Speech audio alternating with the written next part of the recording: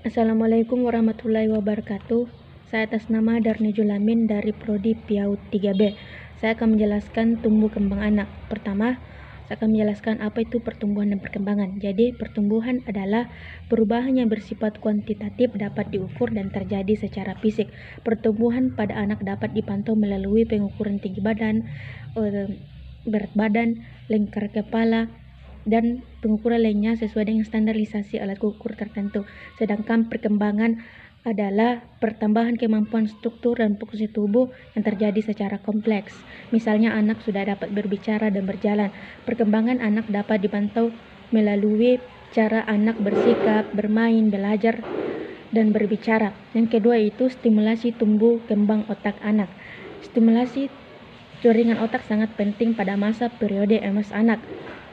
Stimulasi yang banyak diberikan kepada anak dapat membuat jaringan otak berkembang mencapai 80% pada usia 3 tahun. Sebaliknya, jika stimulasi diberikan tidak cukup, maka jaringan otak anak akan mengecil dan fungsi otak akan menurun. Hal ini menyebabkan perkembangan otak menjadi terlambat.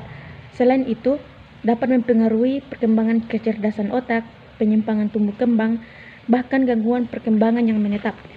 Berikut tahapan stimulasi sesuai usia anak. Yang pertama, usia 0 sampai dengan 4 bulan. Kita harus sering memeluk dan meminang dengan penuh kasih sayang. Permainan berwarna dan bisa dilihat oleh anak. Contohnya itu seperti ada permainan yang bisa bergerak dan berbunyi dan didominasi oleh warna merah. Dan mendengarkan musik, lebih baik mendengarkan murotal Al-Quran untuk anak. Yang kedua yaitu usia 4 sampai dengan 6 bulan. Pada usia ini anak sudah bisa tengkurap, maka dari itu ajarkan anak sering untuk tengkurap. Gerakan benda-benda ke kiri dan ke kanan agar anak dapat melihatnya. Perdengarkan berbagai bunyi-bunyian, beli mainan benda yang besar. Yang ketiga yaitu usia 6 sampai dengan 12 bulan. Ajari anak untuk duduk, karena pada usia ini anak sudah bisa duduk, berdiri, bahkan berjalan. Ajak anak bermain cilukbah, memegang dan memakan biskuit, karena pada masa ini anak sudah dapat diberi makanan pendamping ASI. Yang keempat yaitu usia 1 sampai dengan 2 tahun. Ajari mereka berjalan, bisa berpegang pada undakan ataupun tangga. Ajari membersihkan meja, ajari ia membersihkan mainannya yang tercecer.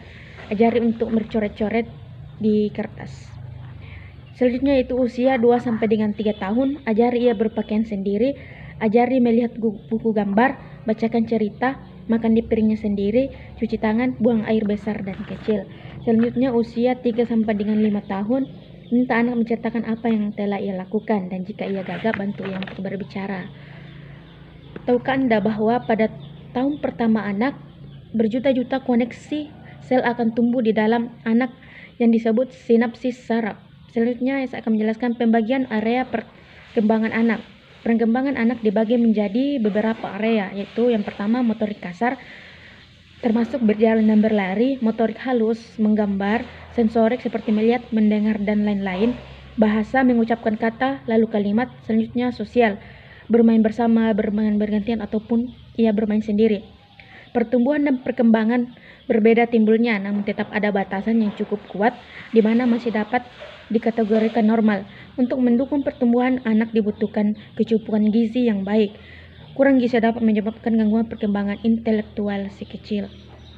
Selanjutnya yang keempat, pertumbuhan dan perkembangan gigi anak. Selain itu, pertumbuhan gigi juga terlihat pada masa periode MS anak. Pertumbuhan gigi berbeda-beda tergantung dari keturunan. Namun penyakit tertentu dapat menghambat pertumbuhan gigi ini, seperti penyakit Rich-Cage, hipotiroidism, hipopituitari, atau Down syndrome dapat memperlambat tumbuh gigi. Ada beberapa hal yang dapat merangsang pertumbuhan gigi. Yang pertama yaitu memberi mainan yang dapat menstimulasi pertumbuhan gigi, sering disebut dengan teeter. Biasanya itu mainan ini diberi kepada anak dan ia menggigit alat tersebut agar dapat merangsang pertumbuhan gigi. Yang selanjutnya itu pemberian ASI yang cukup, karena kandungan kalsium pada ASI membantu pertumbuhan gigi. Selanjutnya beri makanan pendamping ASI yang mengandung kalsium seperti ikan laut dan beberapa sayuran. Sekian.